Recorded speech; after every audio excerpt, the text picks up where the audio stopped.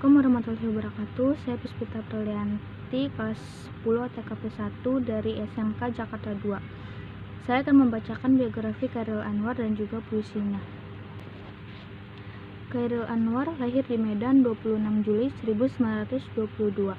Meninggal di Jakarta 28 April 1949 pada umur 26 tahun. Dijuluki sebagai si binatang jalang dari karyanya yang berjudul Aku. Adalah penyair terkemuka Indonesia. Dia diperkirakan telah menulis 96 karya termasuk 70 puisi bersama Asrul Sani dan Rifai Apin.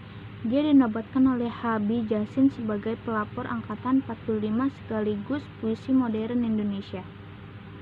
Dia merupakan anak satu-satunya dari pasangan Toelos dan Saleha. Keduanya berasal dari Kabupaten 50 Kota, Sumatera Barat. Jabatan terakhir ayahnya adalah sebagai Bupati Indragiri, Riau.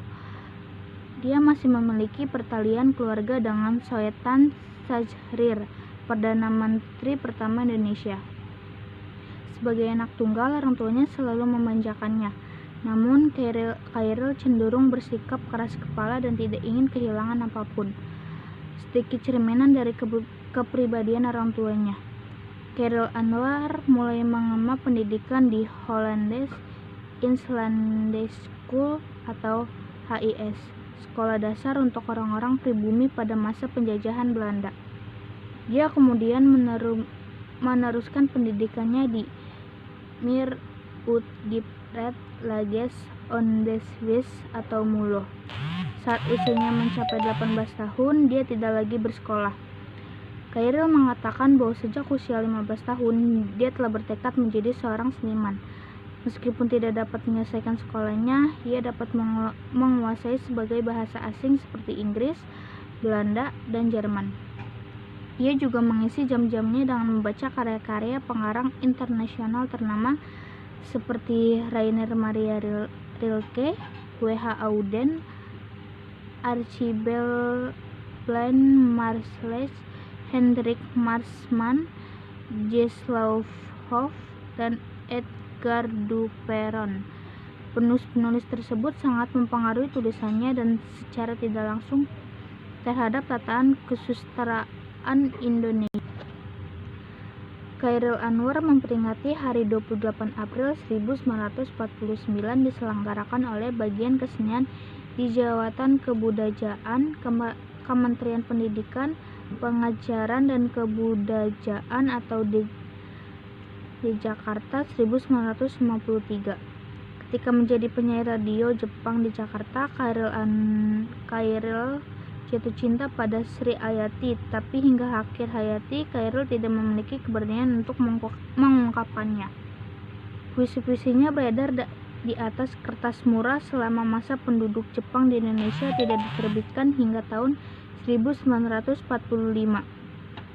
Kemudian, ia memutuskan untuk menikah dengan Hafsah Wirarejda pada 6 Agustus 1946. Mereka dikaruniai seorang putri bernama Eva Wani Alisa, tapi bercerai pada akhir tahun 1948. Vitalitas puitis Chairil tidak pernah diimbangi kondisi fisiknya. Sebelum menginjak usia 27 tahun, sejumlah penyakit telah menimpanya. Chairil meninggal dalam usia muda di Rumah Sakit CBZ atau sekarang Rumah Sakit Dr. Cipto Mangunkusumo, Jakarta pada tanggal 28 April 1949. Penyebab kematiannya tidak diketahui pasti, menurut dugaan lebih karena penyakit DBC. Ia dimakamkan sehari kemudian di Taman Pemakaman Umum Karet Bifak, Jakarta. Chairil dirawat di CBZ atau RSCM dari 22 sampai 28 April 1949. Menurut catatan rumah sakit, ia dirawat karena tipes.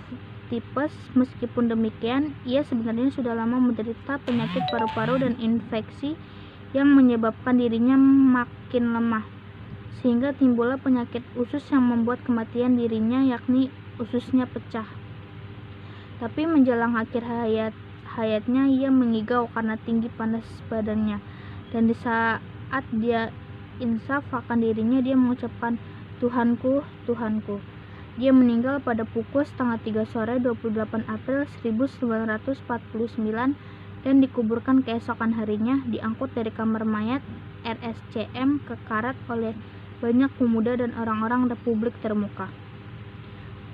Karya tulis yang diterbitkan: Dari Campur Debu 1949, Kerikil Tajam dan Terampas dan Yang Putus 1949, Tiga Menguak Takdir 1950 dengan Asrul Sani dan Rifa Apin, Aku Ini Binatang Jalang, koleksi Sajak 1942 sampai 1949, disunting oleh pemusuk NST, kata penutup oleh Sapardi Djoko Damono 1986, Derai-Derai Cemara 1998, dan lainnya.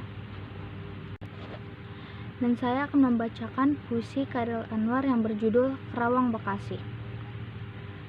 Kerawang Bekasi, kami yang kini terbaring antara Kerawang Bekasi, tidak bisa teriak merdeka dan angkat senjata lagi. Tapi siapakah yang tidak lagi mendengar deru kami? Terbayang kami maju dan berderap hati. Kami bicara padamu dalam hening di malam sepi, jika dada terasa hampa dan jam dinding yang berdetak. Kami mati muda yang tinggal tulang diliputi debu. Kenang-kenanglah kami. Kami sudah coba apa yang kami bisa, tapi kerja belum selesai. Belum bisa memperhitung 4-5 ribu nyawa. Kami cuma tulang-tulang berserakan, tapi adalah kepunyaanmu.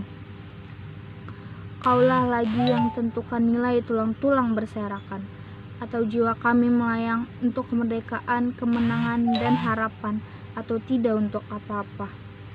Kami tidak tahu, kami tidak lagi bisa berkata, kaulah sekarang yang berkata. Kami bicara padamu dalam hening di malam sepi, jika ada rasa hampa dan jam dinding yang berdetak. Kenanglah kami, teruskan jiwa kami. Menjaga Bung Karno, menjaga Bung Hatta, menjaga Bung Syahrir. Kami sekarang mayat, berikan kami arti, berjagalah terus di garis batas pernyataan dan impian. Kenanglah kami yang tinggal tulang-tulang diliputi debu, beribu kami terbaring antara Kerawang Bekasi. Sekian dari video saya. Assalamualaikum warahmatullahi wabarakatuh.